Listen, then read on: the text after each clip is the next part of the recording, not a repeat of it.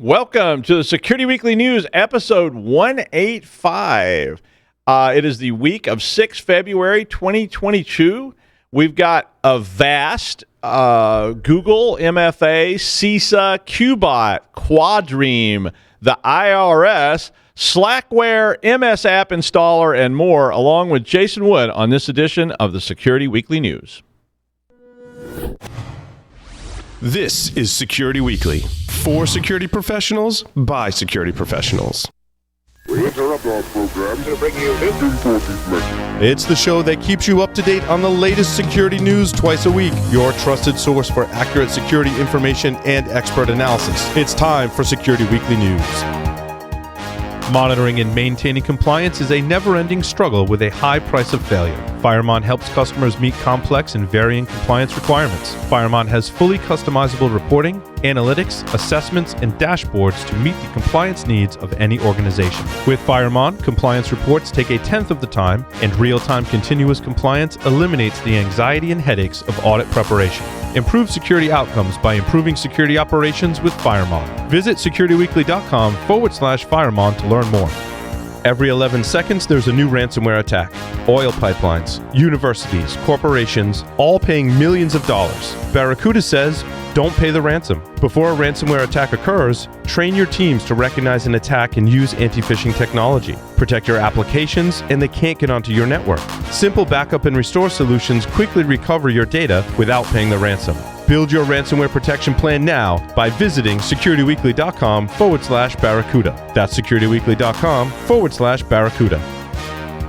All right, I'm Doug White, and this is the Security Weekly News. Avast, and you know, I didn't know this the last time I was in the Czech Republic, but Avast is based in the Czech Republic. So next time somebody pays me to go to the Czech Republic, I'm going to drop in and visit Avast. But Avast released a decryption utility which will help victims of target company ransomware recover their files. Now, Avast issued a warning on that it only works under certain circumstances, and they also warned that the utility would be a resource-intensive and time-consuming process. Which when I was reading the story, first I was like, they said it would likely require all available processor cores and up to tens of hours. Yes, tens of hours. And I was like, what? Tens of hours? Well, that's not what I would call time consuming. But then I realized they were talking about per machine. So, every single machine would take tens of hours. So, okay, now it's getting ugly. But basically, their decryptor cracks a password by doing an old, plain text attack, which is what they used to call this. But it's comparing an encrypted file with the original unencrypted version. So, obviously, some of the condition is that you have an original unencrypted version of an encrypted file so that you can compare the two things to be used as a cracking platform.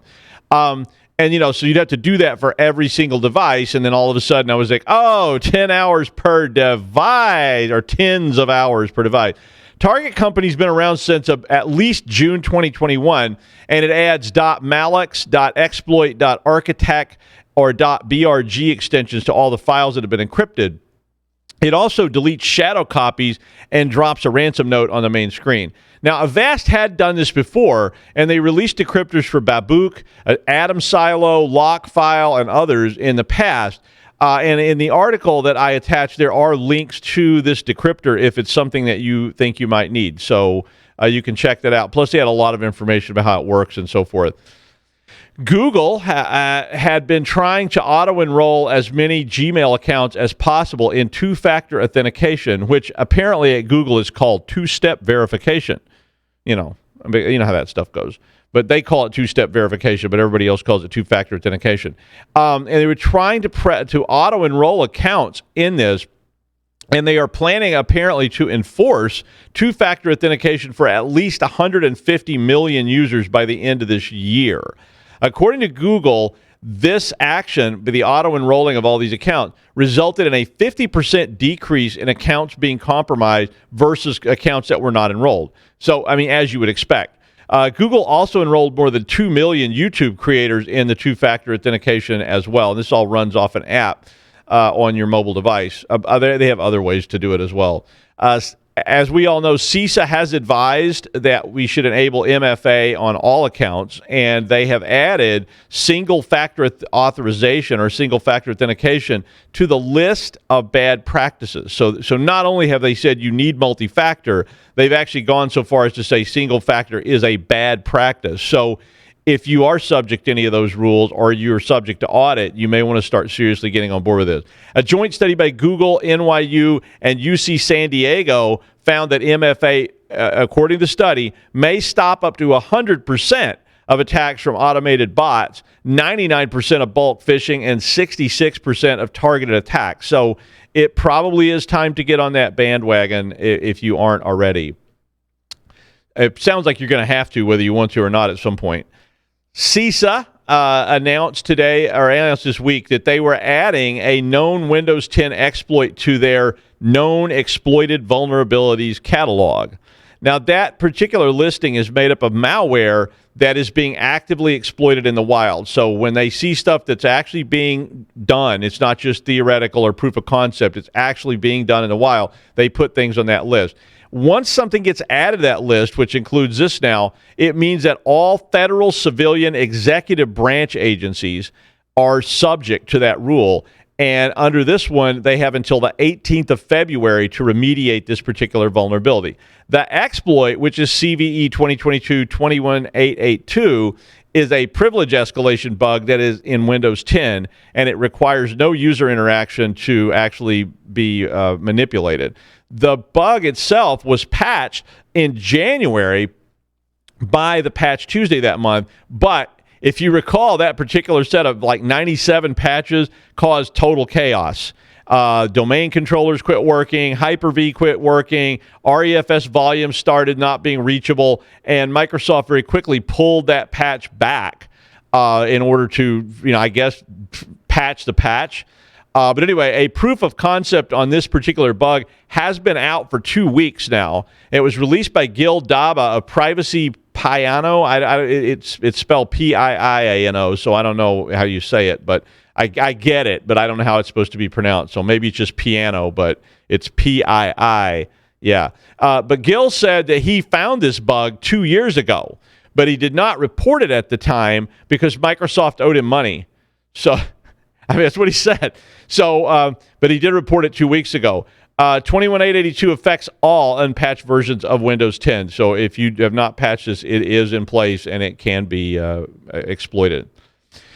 QBOT, which used to be called QuackBot, is back. And this particular bot is able to steal credentials in about 30 minutes after the initial infection. Analysts that were watching the attacks by this new QBOT version said that it basically took about a half an hour to acquire all the browser data and all the emails from Outlook that were on the system. And it is an exfiltration attack. They are trying to use those things. And then after that, it took it about 50 minutes until it started moving laterally to pretty much any workstation in the network. So the idea is that this bot gets in and then it starts spreading.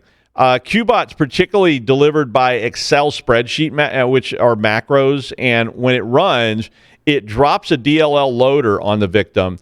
Then it creates a scheduled task via the msra.exe process, and once it does that, it has system privileges, so it's able to get to that level. And once it has system privileges, it basically adds that DLL to the exclusion list in Microsoft Defender, which means that it won't get detected when it actually executes. So then during the half hour, it's using that DLL and other tools to extract all these emails, and those emails are exfiltrated to be used in future spamming and phishing type attacks. QBOT also is able to steal Windows credentials right out of memory using that old LSASS injection, or it can get it from the web browser too if those things are in cookies or whatever. Once that happens, it uses those credentials to actually move laterally to other machines in the same network segment, and it infects the whole subnet. So, A, network segmentation, B, be aware of this, C, stop letting people run macros on Microsoft Office stuff. QBOT typically has dropped various tools that extracted things, but it also may drop ransomware. And of course, any of these kind of tools or those frameworks, these modern things, actually can download and execute pretty much any kind of malware on that system. Forced entry, we all know from last year, is an iPhone bug that basically was exploited by the NSO group, which was allowing the use of Pegasus spyware. And Pegasus has received a lot of press around the world in the last year or so as journalists, activists, guys named Steve from Long Island, and just about everybody else suddenly found out that the customers of NSO Group, who they said were only government, military, and law enforcement, that sometimes government, military, and law enforcement organizations are not always good guys. But NSO said that's only people they dealt with. And, of course, as you might guess, politicos, dictators, tyrants, bad people utilize this to put Pegasus spyware on various people's phones, including some that ended up gruesomely dead. Imagine that. But anyway, another firm, the purpose of the story, another firm has now been identified as being involved in this called QuaDream. And it's another Israeli company, and Reuters was the company, the Reuters news service was actually collecting this data. And they said that QuaDream had in the past shared employees with NSO Group, but that it did appear that the two companies came up with separate iPhone exploit techniques on their own. So it wasn't some shared effort with NSO Group. The exploit in general targets Apple's product called Blastdoor, which was designed to prevent zero-click iMessage exploits. Forced entry goes around this by targeting the image rendering library. So you remember all those stories from last year when we were talking about that. But Reuters said that QuaDream was founded in 2016 by a former Israeli military officer, as well as several former NSO employees who, I guess, left NSO and went over there. So be warned, there are always a lot of people around who want to keep tabs on a lot of other people. I'm a licensed private investigator, and that's the kind of calls you get all the time. Whether it's politics, or it's that guy Bert who cut me off at the parking lot yesterday, or spouses, ex-spouses, girlfriends, boyfriends, whatever, you name it. Everybody wants to spy on somebody. But big players like governments and political campaigns have very, very large war chests of money. And if there's a lot of money to be made, well, you know what? You can put these companies out of business, but somebody else is going to jump right in there to fill that need, because that's the way it's going to work. Mike Parkin at Vulcan Cyber said that there will continue to be bleeding-edge attacks of this sort, and that there are most likely other similar exploits currently being used, but that they are likely being used very sparingly and against high-value targets, because as we saw with NSO, when it became obvious what was going on, pretty much everybody in the world came out against NSO Group and started blocking them and saying they wouldn't do business with them and so forth, because they kind of had to do that, for the press. So, take that for what it's worth. In the United States, the beloved IRS, and yeah, we're required to refer to it like that. The IRS, or the Internal Revenue Service, very friendly and nice people, are the tax guys. So these are the people that come and make you pay taxes and audit you and put you in jail if you don't, like, say, Wesley Snipes or Willie Nelson or any of those other people who forgot to pay their taxes. And as popular as the tax man is with everybody, well, the IRS was like, let's take it a step further. They had started requiring that in order to set up an account, which during the pandemic you were basically required to do, you had to set up an account, and it required you to submit a selfie. And they were using a third-party facial recognition system in order just to create the account. Now, as you might guess, the facial recognition program was being done by a government office. It was required by law, and you had really no choice about it, because you have to deal with the IRS if you have to deal with the IRS. And, of course, that got a pretty heated response. Some people called it a firestorm. Some people called it a madhouse. One person referred to it as a chicken choker, but everybody thought it was a bad idea. Well, the IRS decided that they're going to transition away from using the third-party facial recognition service this week, and said they were working to bring a new approach for additional identification that would not involve facial recognition. The product they were using was called ID.me, and it had met with derisions from all sides of Congress. And if Congress agrees on anything, it must be pretty bad, because usually if one side says it's bad, the other side says it's good, no matter what it is. I mean, you can say like, oh, everybody that uses this product, gets their hands cut off. And, one side says, well, that's bad, we should outlaw it. And the other side stands up and goes, no, I absolutely demand my freedom to cut my hands off. And it doesn't matter which party it is. Just pick one and the other one's going to be the opposite. But if I know anything, in this case, it's probably going to be replaced with something worse. Like, can you say anal print? And yes, that's apparently a thing, but I'm not going to Google it because it's probably also something really bad, worse than what it sounds like, and you probably don't want to see it, or I don't know, maybe you do. No judgment. You be you. This story is focused on ms-appinstaller, which is another way that Microsoft uses to download things outside of the regular, say, HTTPS. So ms-appinstaller was used in a spate of attacks last year that involved these pop-ups that said things like, you've been fired, or there is an HR complaint in your file. I've never seen these because it has to actually get dropped on your system to run, but it's a pretty interesting type of attack. And as they developed, they found out that Babook and other people were using this method. Basically what they did was they used ms-appinstaller to get around security. Now, HTTPS uses TLS protocol, and what TLS does, it encrypts the traffic, and it does an integrity check of all the data that's exchanged in the session. But it doesn't actually validate anything or the trustworthiness of the site. It just encrypts it. So you can go to any site you want with HTTPS. It doesn't matter. Now, the ms-appinstaller process, the sender needs to acquire a trusted signing key to sign app installer bundles. So this is what they said you had to do. And I guess they're doing this by maybe creating legitimate products at the same time and getting them in the Microsoft Store, and then they get this trusted signing key. Once they do that, they can distribute an app installer bundle in some way, like an email or a link or whatever, and it looks like a trusted app. So people get it, they run the app, and then it installs. Well, once it's running, this ms-appinstaller product can actually activate any number of unsigned apps. And this is how they were getting this malware on the people's systems. And since the installer's trusted, even though what it's installed is not, it still goes ahead and installs it. So the whole thing basically relies on the normal Windows install process, look and feel, and that gets you to go ahead. The article recommends using filters to prevent your users from clicking on ms-appinstaller URLs, blocking a collection of file extensions, and using group policy to prevent non-admins from installing app bundles, which sounds like a pretty good idea. Won't be popular, but it is definitely a dangerous vector that you need to, kind of, I think, keep your eyes on. Well, he is said to always eat 2 whole chickens and drink a case of beer before every time he appears on the show.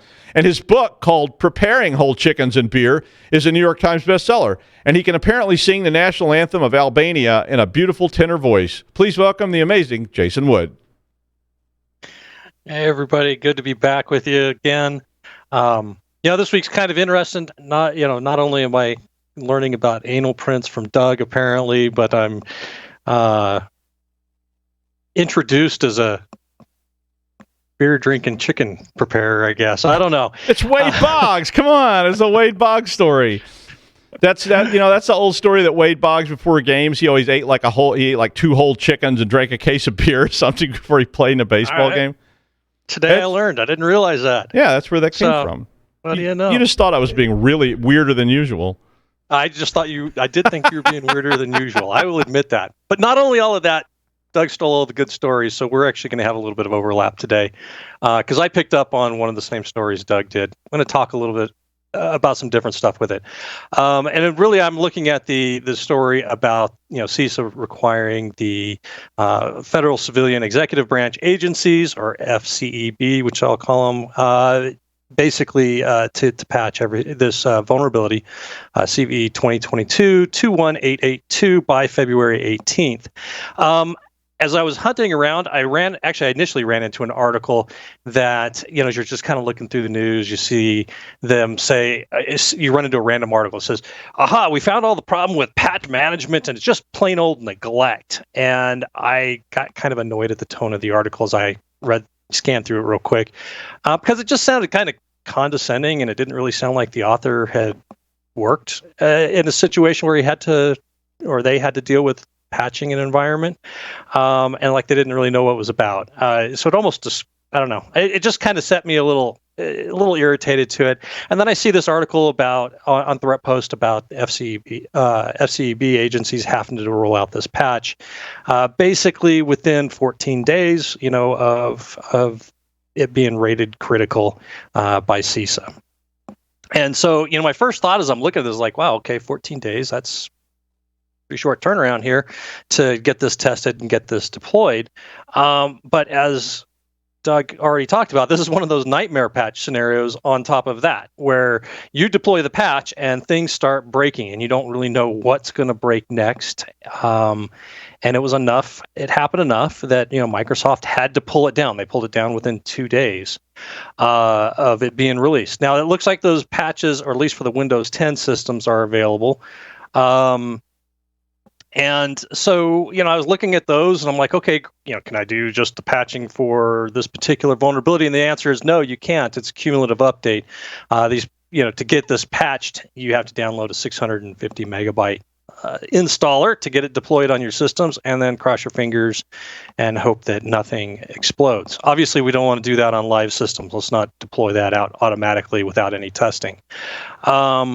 But this is one of those scenarios that makes patch management kind of difficult. It causes a lot of friction in getting these things deployed, because you start talking about, hey, we need to roll this out across our environment. We've got critical vulnerabilities here we've got to address. And, somebody in another team, either in IT or outside of it that has some overlap, says, hey, wait a minute, I heard about this causing systems to not be able to boot up. They don't even know, what systems it is, but it's Windows systems. And so they're concerned about that. I had stuff like your file system not being available if you use the resilient file system. Little things like that are going on. And so I was sitting there thinking about, all right, how do you address this? I've got 14 days to get this thing deployed. I'm probably going to get a little bit of heat. People are going to be nervous about this patch cycle because they don't want things to brick. And so how are we going to address this? Now, there's some things, obviously, that we can do here. We're talking about Windows 10 systems. The reboot loops were on domain controllers, so all right, that doesn't apply. But if I'm facing this, if I'm dealing with patch management, how am I going in these environments? How am I going to deal with this? And you got to have some preparation done ahead of time for this. Is it neglectful? No, it's not. You've got to pay attention to things like, hey, we're going to brick systems with this. But there's, like I said, I think there's things we can do to prepare. This is not an unknown issue. I remember installing, date myself a little bit, Service Pack 2 on Windows 2000, and finding that things stopped working, and then getting it uninstalled was problematic, and that caused a little bit of hesitation on my part as a fairly new sysadmin. So, how do we prepare for this sort of thing? Well, one thing that immediately came to mind, unfortunately, is a little bit more procedural driven. Basically, get a little bit more rigorous with their procedures and get them documented, get people to buy into them ahead of time. Here's how we're going to handle it. And it has stuff like, here's how we're going to handle it when a patch cycle goes bad. And here's how we're going to catch it early before we brick the environment. So you could do stuff like roll things out. Here's what we're going to do. We're going to roll it out to some test VMs, check and make sure that, on developer system, Visual Studio opens or whatever tool set you use. That the Office works and the system comes back up for our sales folks and general user population. Test it out there. Make sure we got the obvious things done. Then roll it out to a smaller subset of systems. Oh, we started to have some problems. Make sure you're ready with the rollback plan. And obviously, one of the things we want to do is not just say, "Hey, we can do it." To me at least, let's try and purposely cause a problem and make sure we can roll back so that the folks can have some confidence that, yeah, we can recover things pretty quickly before it gets too terribly disruptive. Everything works out, then we can roll it out across the boards. You get less friction, hopefully, because we can go back to the procedure and say, here's what we're doing, here's how we're going to make sure that this gets handled so that we don't get bit in the butt.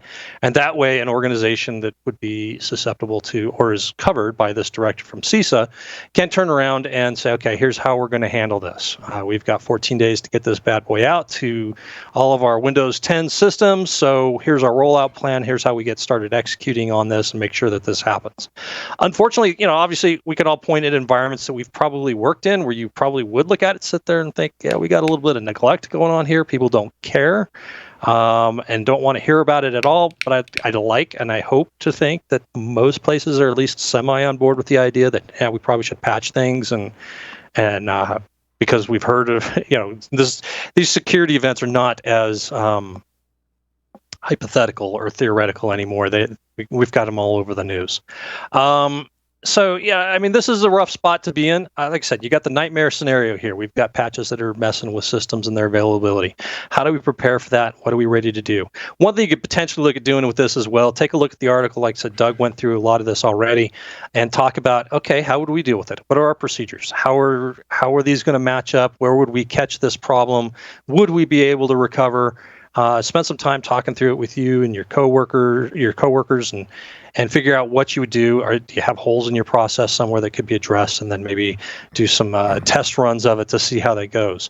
If you want to take a look at this and see what you think, go check out the articles in the show notes. You can check it underneath my name or Doug's, since we both linked to the same article, and go from there. Yay! I love to steal Jason's stories, so it always makes me feel better. Yeah, Thief. I could also point and call names, but I won't. It's like yeah, but where's the fun in that? Who posted their stories first? Let's check the date. Oh, hey, hang on a second. You should know. You're a PhD. You should know ahead of time which one I'm going to select. Oh, is that right? I don't know how that works, but I don't think I did so great in that psych class in human behavior. I did a lot better in like assembly and machine language kind of stuff. So. Picky. Yeah, I'm not good with people, but as you well know. All right, thanks, Jason. And finally, Slackware used to be very popular in the community, and we all probably used it. It actually debuted. I didn't even realize how long ago this was because I was thinking I saw the story. It debuted in 1993, if you can believe that. I remember using this very early on. We actually switched away from using SUSE Linux for some reason. Maybe because the docs were all in German or something, but and started using Slackware because a lot of people were using it. It was widely available. It was very flexible. But I was teaching using C programming and pen testing way back in the dark ages, and we were using Slackware for some of that stuff. But the last version they released of it was version 14, and it was released in 2012. So that's like a decade ago that they released their last version. And I think a lot of people I'd stopped really hearing about it. A lot of people had given up on Slackware, and it sort of had dropped off everybody's radar because it had been so long. But a beta came out last year, and version 15 has actually officially been released. And so if you did used to like Slackware or used to use it a lot, they did finally update it. So maybe you might want to take another look at it. Yay! And that's the news. Thanks, Jason, and I'll see you on Friday for the wrap-up show.